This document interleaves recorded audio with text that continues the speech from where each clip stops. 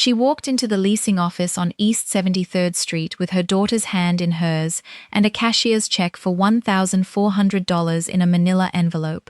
The girl was 6. She had her mother's eyes and her grandmother's stubbornness and a pink backpack shaped like a bunny that she refused to take off even indoors.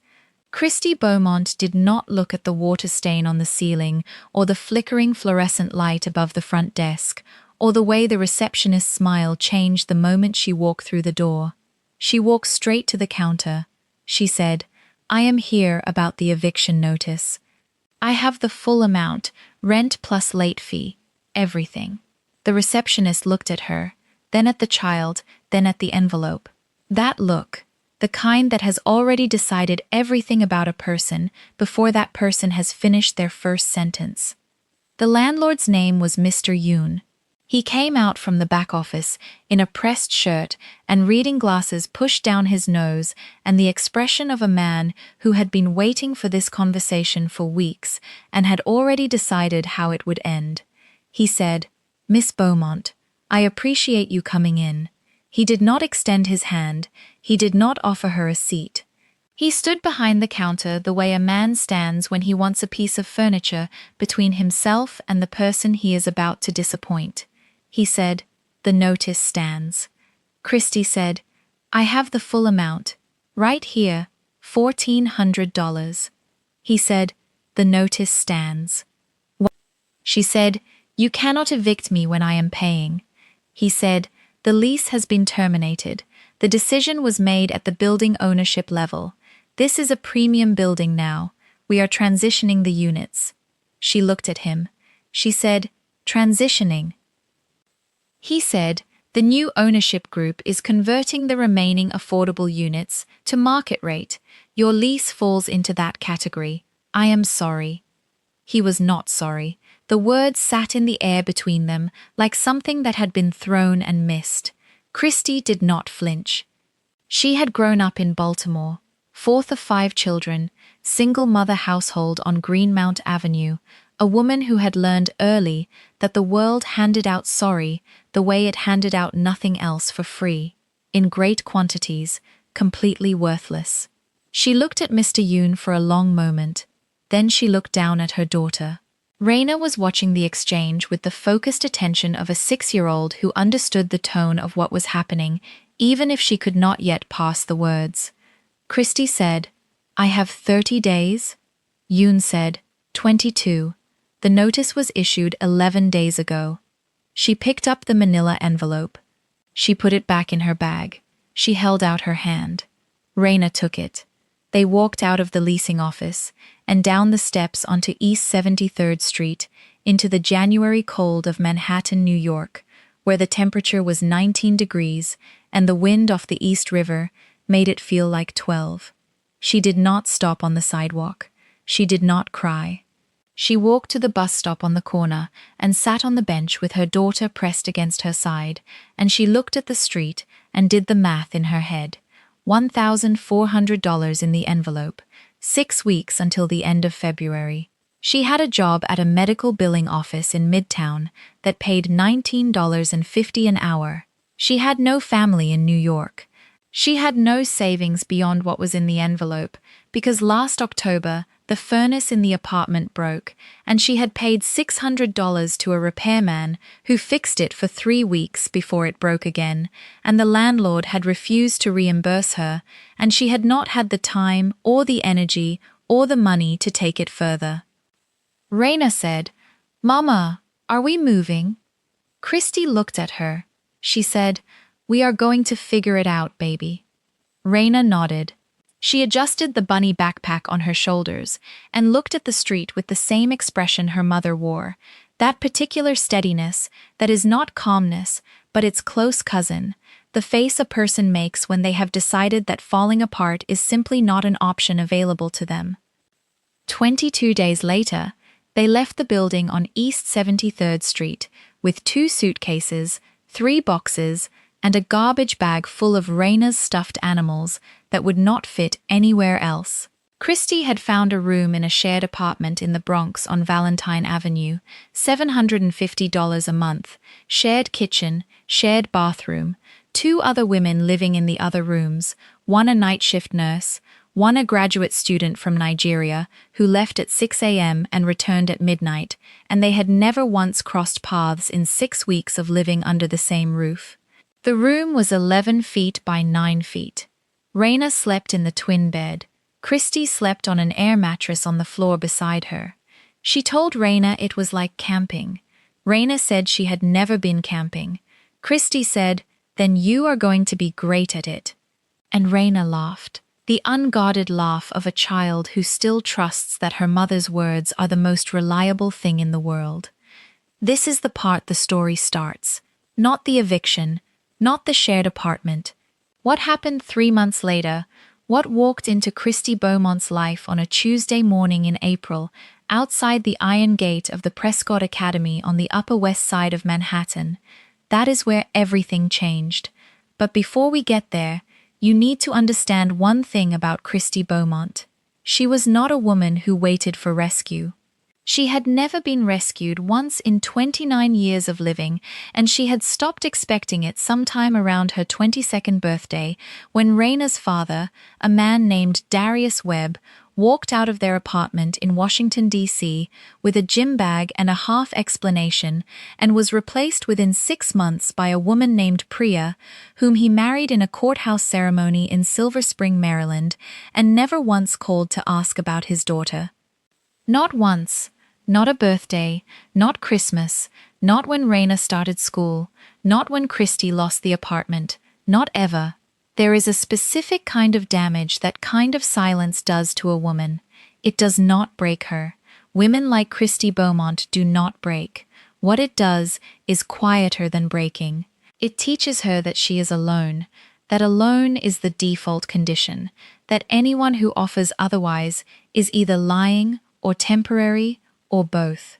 She carried that knowledge the way she carried everything else, steadily, without putting it down, without ever once letting Raina see the weight of it.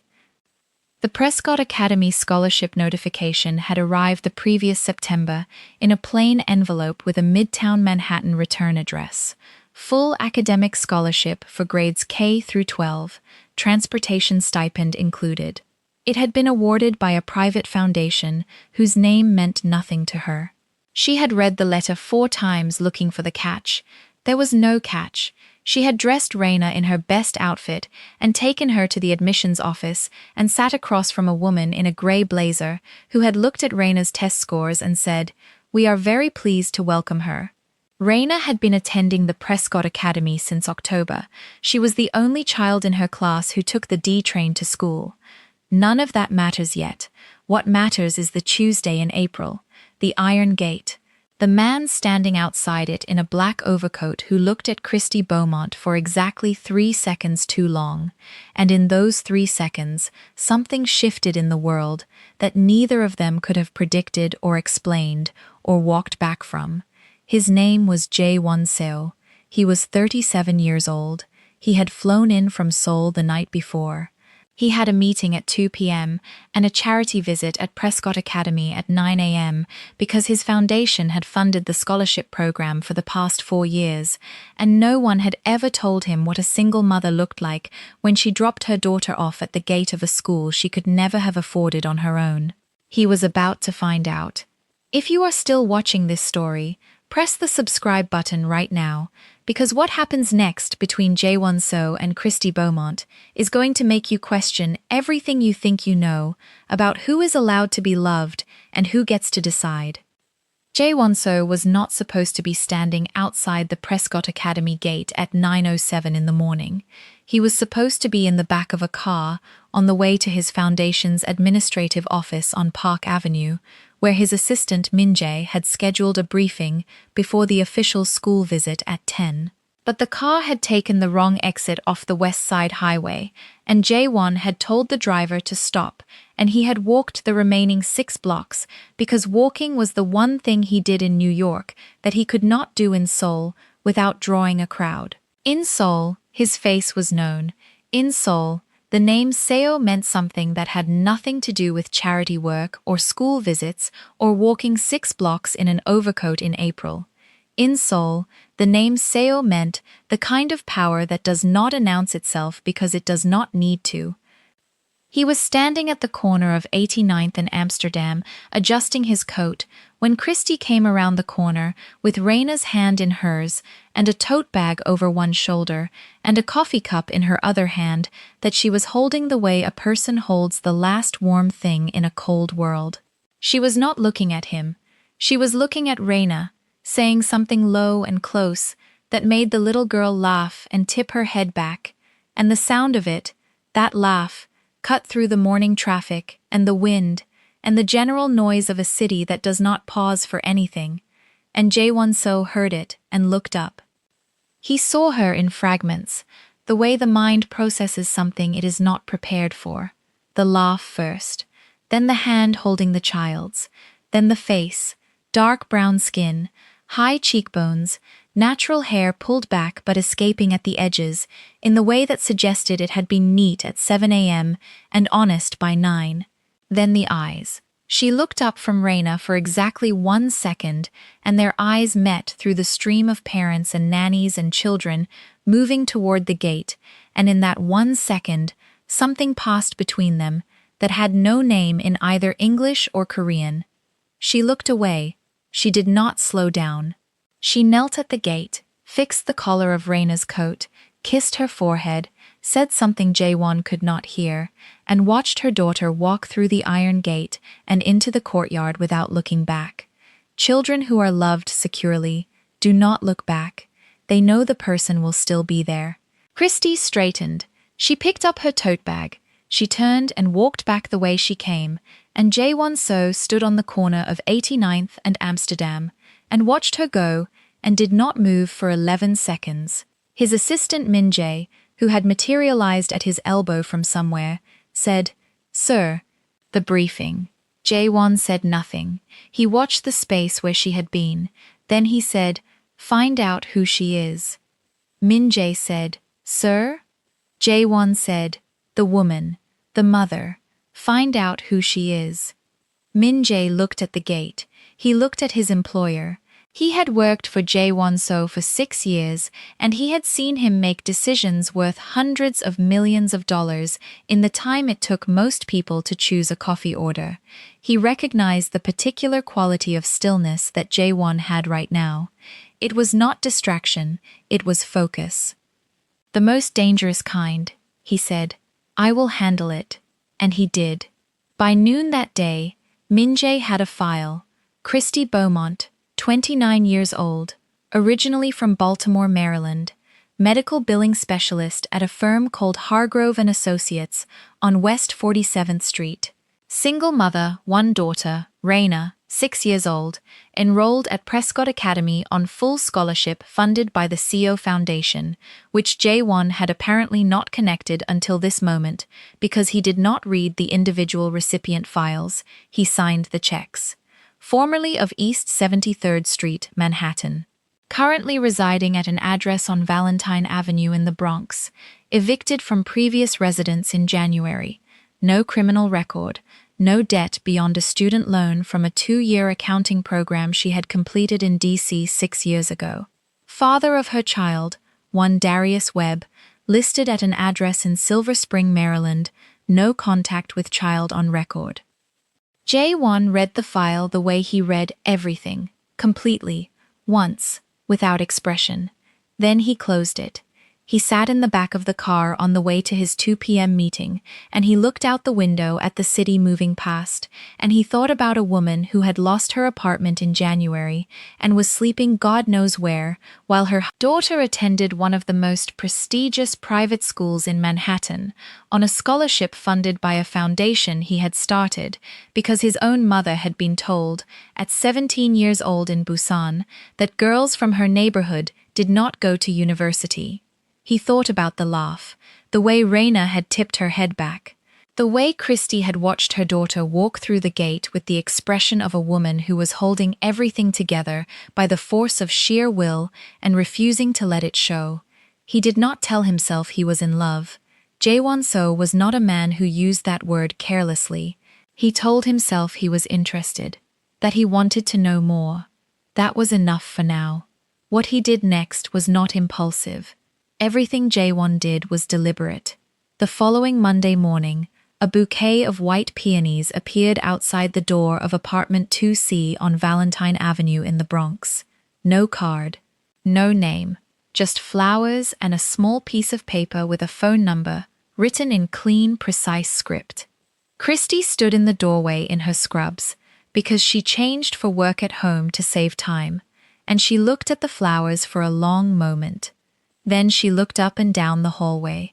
Empty. She picked them up. She went back inside. She put them in a glass of water because she did not own a vase, and she stood in the kitchen of the shared apartment, looking at white peonies in a drinking glass, and she felt something she had not felt in so long she almost did not recognize it. Not excitement. Something quieter than excitement and more dangerous. Curiosity. She did not call the number. She put it in her pocket and she went to work, and she did not think about it all day, which meant she thought about it every hour on the hour. Raina noticed the flowers when Christy picked her up from the after-school program. She said, "Mama, where did these come from?" Christy said, "Someone left them." Raina said, "Who?" Christy said, "I do not know." Raina considered this with the gravity of a 6-year-old processing important information. Then she said, "They are pretty." Christy said, "They are." And she put the piece of paper with the phone number in the kitchen drawer under the takeout menus and told herself she would throw it away tomorrow. She did not throw it away tomorrow. The second bouquet arrived on Thursday. White gardenias this time, wrapped in brown paper, tied with a black ribbon. Same handwriting, same number, different flowers. This time, there was a second line beneath the number. It said, "No pressure, no expectation, just flowers." Christy read it standing in the hallway, in her coat, with her keys still in her hand. She read it twice. She stood there long enough that the nurse who lived in 2A opened her door to leave for her shift and said, "Girl, who is sending you flowers?"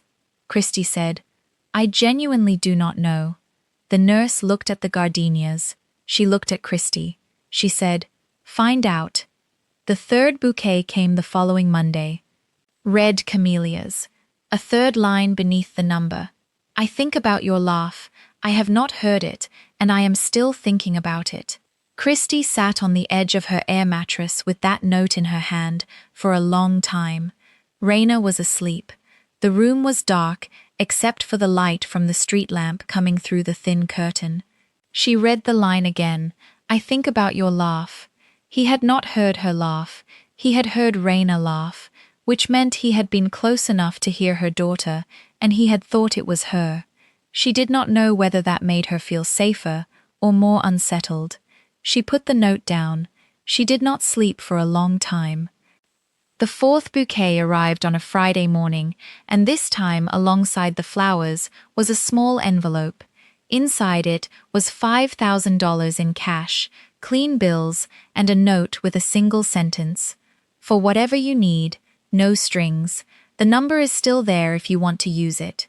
Christy stood in the hallway holding $5,000 and white tulips and a note from a man whose name she did not know, and she felt the floor shift beneath her feet, the way it shifts when a person realizes that the story they thought they were living is not the one actually being written. She put Raina on the school bus. She went back inside. She sat at the kitchen table. She took out the number. She looked at it for 7 minutes. Then she called it. It rang twice. He answered on the third ring. His voice was low, calm, accented in a way that was precise rather than heavy. He said, "Miss Beaumont." She said, "Who are you, and why are you leaving flowers at my door?" He said, "My name is Jaewon. I saw you outside the Prescott Academy 3 weeks ago. I have not been able to stop thinking about you since." The silence on the line was long enough to fill a room. Then Christy said, "You need to understand something. I am a single mother. I do not have time for games, and I do not have patience for men who think that money and flowers make a woman into something she is not interested in being."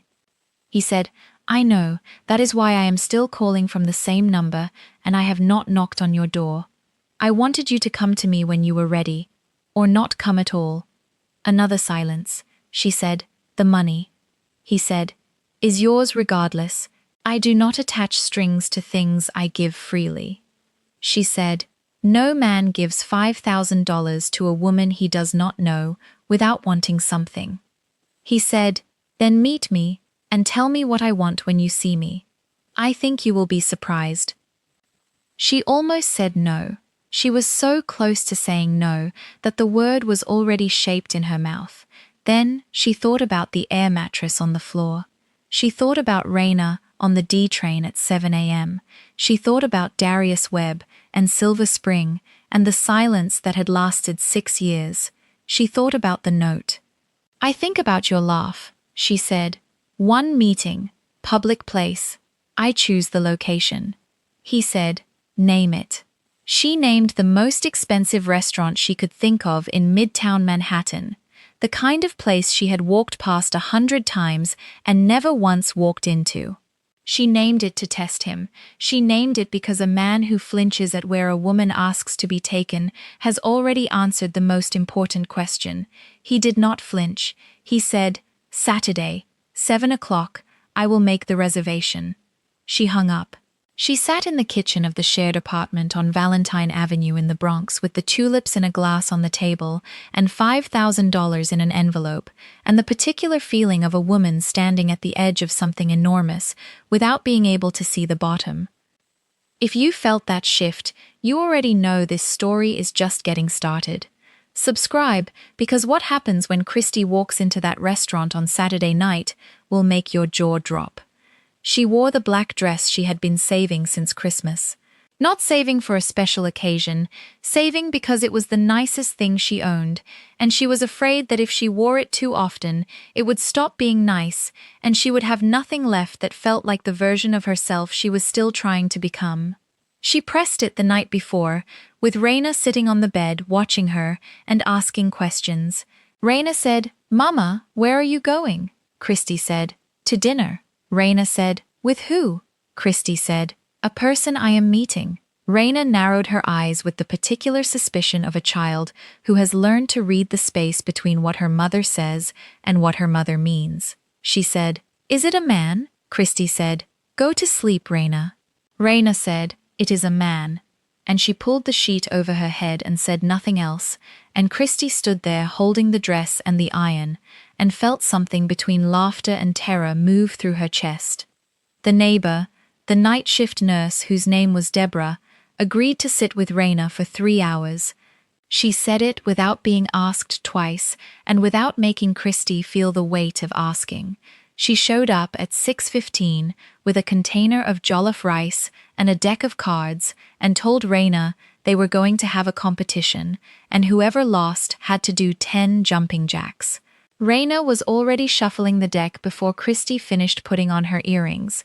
She took the subway, not a cab, not a rideshare, the subway, because $5,000 in an envelope did not change the fact that she was a woman who had learned not to spend money she had not yet understood the cost of. She sat on the 2 train going downtown in her black dress and her good earrings and her second-best shoes, and she looked at her own reflection in the dark window across from her, and she talked to herself the way she always did before something that mattered. She said, quietly, so only she could hear it, you are Christy Beaumont. You have raised a child alone in New York City on $19.50 an hour. You have been evicted, and you are still standing. You do not need anything from this man. You are going to dinner. That is all. The restaurant was called Aurelius. It was on 57th Street between 5th and 6th, the kind of address that existed in a different atmosphere from Valentine Avenue, the kind of place where the lighting was designed to make every person inside it look like the best version of themselves. She gave her name at the door. The host looked at his screen, and his expression shifted by exactly 1 degree in the direction of deference. He said, right this way, Miss Beaumont.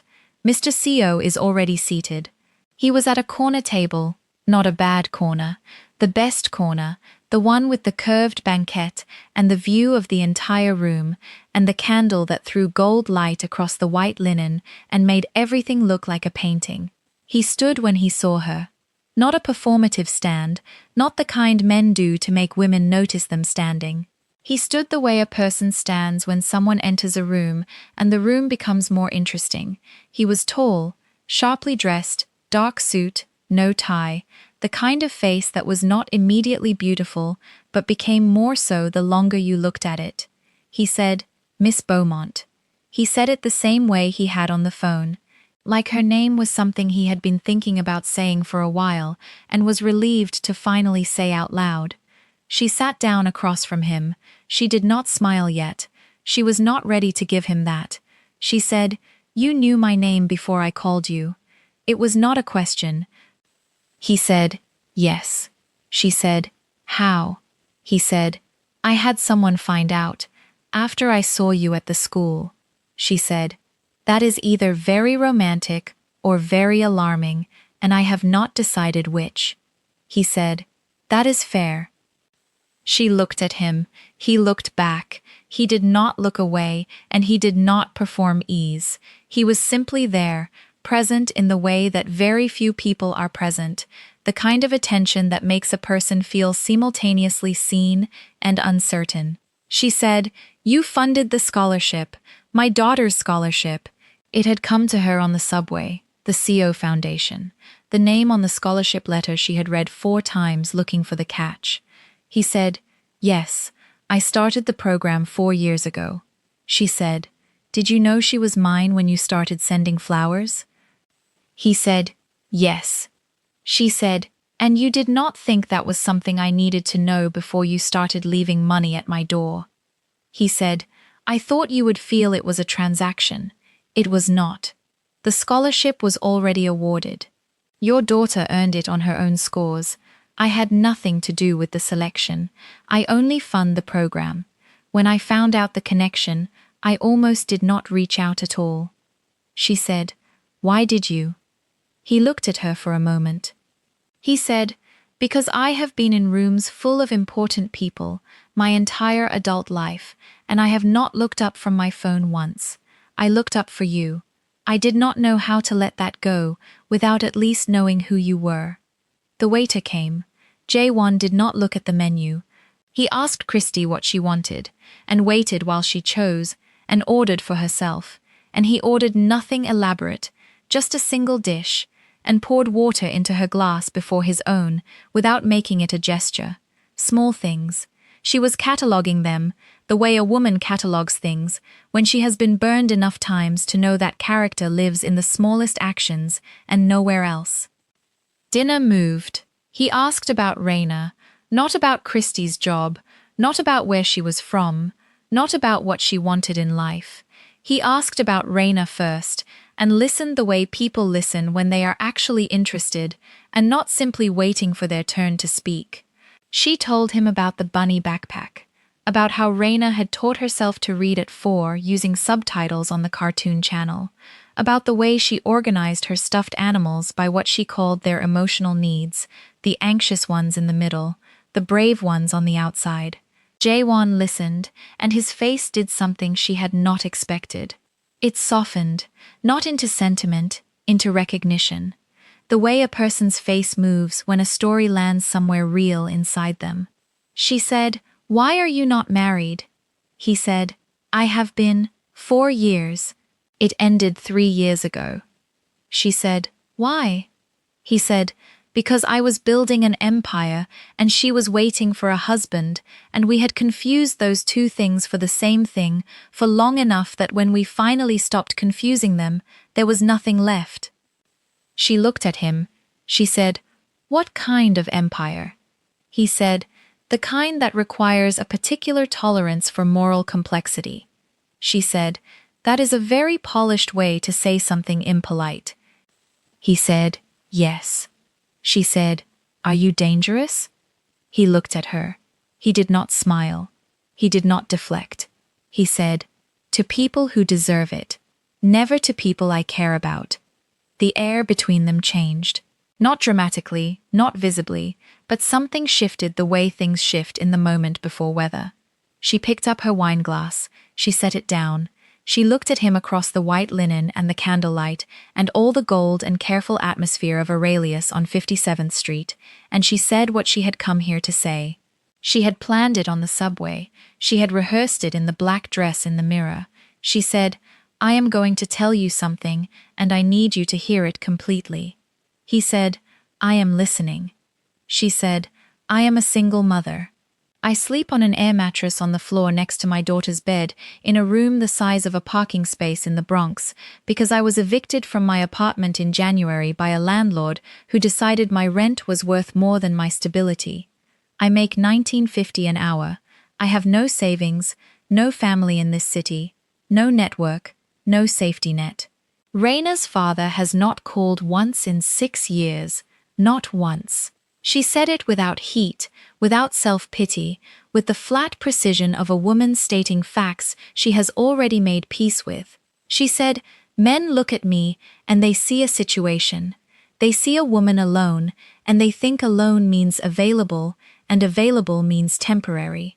They want what they want and they leave, and I am always the one standing in the wreckage, holding my daughter's hand, explaining to her that she did not do anything wrong." She leaned forward slightly. She said, "I am not doing that again. I am not explaining to Raina again why a man she started to trust is gone. So if that is what this is, if you are sitting across from me in this restaurant because you think I am grateful enough or desperate enough or lonely enough to be easy, I need you to say so right now so I can go home." The table was silent. The restaurant moved around them, other conversations, the soft clink of glasses, a waiter crossing the floor, all of it a world away.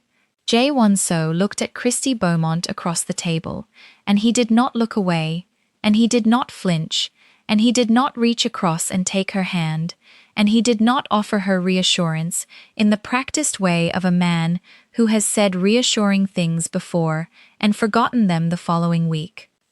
He said, "Tell me what I need to do." She blinked. She said, "What?" He said, "Tell me what I need to do to prove it is not that. I am not asking you to trust me. I am asking you to tell me what proof looks like to you, and I will do it." She had not expected that. She had expected argument. She had expected charm, persuasion, the smooth repositioning of a man who had been told no before and had a system for turning it. She had not expected him to simply ask her what proof looked like. She sat back.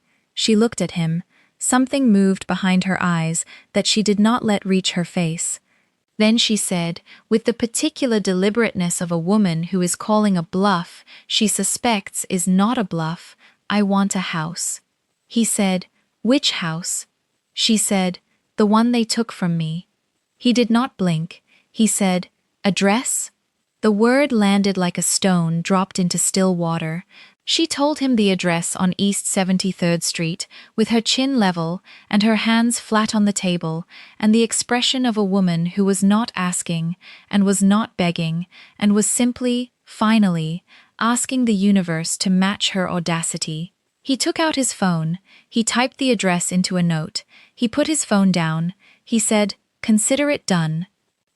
And that was the moment, not the flowers, not the money, not the dinner at Aurelius, that moment when Jae-won-so looked at a woman who asked for the impossible and did not even pause. That was the moment Christy Beaumont felt the first hairline crack form in the wall she had been building for 6 years. She did not let him see it, but it was there. You just witnessed the moment this story changes direction forever.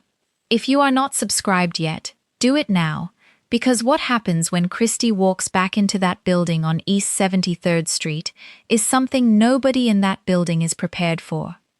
The building on East 73rd Street had not changed.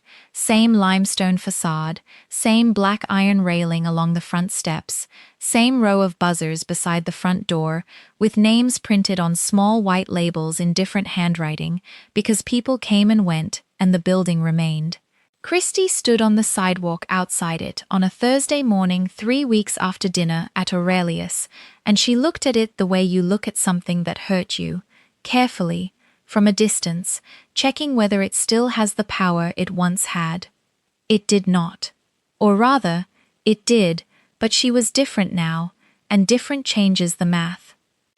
Jaewon's lawyer had called her on the previous Monday, a woman named Claire Huang, Park Avenue office, voice like a closing argument, who explained in clean, precise language that the building's new ownership group had placed 2 units on the market the previous month, that an offer had been submitted on Unit 4B, a 2-bedroom on the 4th floor, and that the offer had been accepted.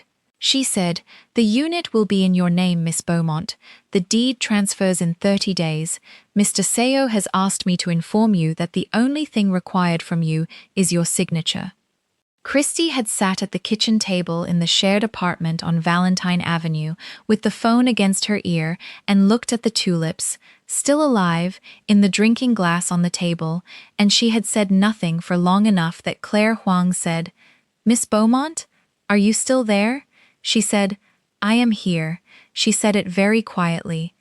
Claire said, "I can email you the documents this afternoon." Christy said, "Yes, please." She had not told Raina yet. She did not know how to explain to a 6-year-old that a man her mother had met 3 weeks ago had purchased them an apartment on the Upper East Side of Manhattan because her mother had asked him to, and he had said, "Consider it done." She did not fully know how to explain it to herself. She stood on the sidewalk, and she thought about the January morning she had walked out of this building with 2 suitcases and 3 boxes and a garbage bag full of stuffed animals, and Raina's hand in hers, and the particular cold of a city that does not pause for grief. She thought about Mr. Yoon behind the counter with his reading glasses and his pressed shirt and his "the notice stands" delivered like a sentence from a bench. She thought about the air mattress on the floor and Deborah's jollof rice and the D train at 7 a.m. and the 11-foot by 9-foot room where she had been sleeping for 3 months. She picked up her phone. She called Jaewon. He answered on the 2nd ring. She said, "I am standing outside the building." He said, "I know. My driver called me." She said, "You had someone watching me." He said, "I had someone available, in case you needed anything. There is a difference." She considered this. She said, "I do not know how to do this. I do not know how to accept something this large from a person I have known for 3 weeks. He said, "You are not accepting it from a person you have known for 3 weeks. You are accepting something you should have had all along. I am just the one returning it." The silence on the line was long. Then she said, "I need you to understand that this does not mean I owe you anything." He said, "I know." She said, "It does not mean I trust you yet." He said, "I know that too." She said, "It does not mean." He said, "Christy." She stopped. He said, "Go inside. It is yours." She looked at the building. She looked at the buzzer panel beside the front door. She pressed the button for the building manager. The intercom crackled. A voice said, "Yes?" She said, "Christy Beaumont. I am here about Unit 4B. A pause. Then the door buzzed open.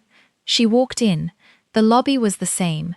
Same marble floor, same elevator with the slow doors, same smell of cleaning solution and old wood, and the particular stillness of a building that has been standing in one place for 60 years.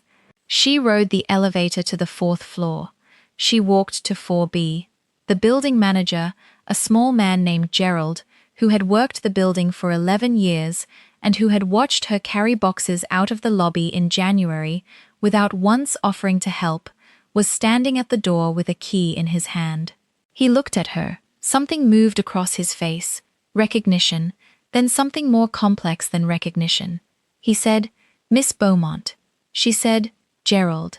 He held out the key. She took it. She opened the door. The apartment was empty. Hardwood floors, 2 bedrooms, a kitchen with a window that looked out over the back garden, a living room with afternoon light coming through 2 south-facing windows and landing on the floor in long, warm rectangles the color of honey. It was not the same unit she had lived in before. It was bigger, better. On a higher floor, with more light, and a second bathroom, and a closet in the hallway that was larger than the room she had been sleeping in for 3 months. She stood in the center of the empty living room, in her coat, and she looked at the light on the floor, and she did not cry. She was not going to cry in this building. She had decided that on the sidewalk outside, this building had taken something from her, and she was not going to give it her tears on top of everything else it had already taken. What she did instead was take out her phone and call Raina's school and tell them she would be picking her daughter up personally at 3 p.m. today. Then she sat down on the hardwood floor in the empty living room in her coat, and she waited for the afternoon to move. She did not check her email. She did not call anyone. She just sat in the quiet of a space that was hers and let it be real. She picked Raina up at 3. They took a cab, not the subway, a cab, because today was not a subway day. Raina got in with the bunny backpack and immediately started telling Christy about something that had happened at lunch, involving a boy named Theodore who had declared himself the ruler of the lunch table and had been democratically voted out by the rest of the class. Christy listened and laughed and navigated the cab through midtown traffic, and when they pulled up in front of the building on East 73rd Street, Raina looked out the window and said, "Mama, this is our old building." Christy said, "It is our new building." Raina turned and looked at her. 6 years old, her mother's eyes, her grandmother's stubbornness. She said, "What do you mean?" Christy said, "We live here now. We have our own apartment, 2 bedrooms." Raina stared at her. Then she looked at the building. Then back at her mother. She said, "My own room?" Christy said, "Your own room." Raina said nothing for 3 full seconds, which for Raina was the equivalent of a very long speech. Then she said, "Does it have a closet?" Christy laughed. She laughed so hard and so suddenly that the cab driver looked in the rearview mirror to check if she was all right. She said, "It has a very big closet." Raina nodded, like this was the confirmation she had been waiting for, and opened the cab door and got out and walked toward the building with the bunny backpack bouncing on her shoulders like she had been coming here her whole life.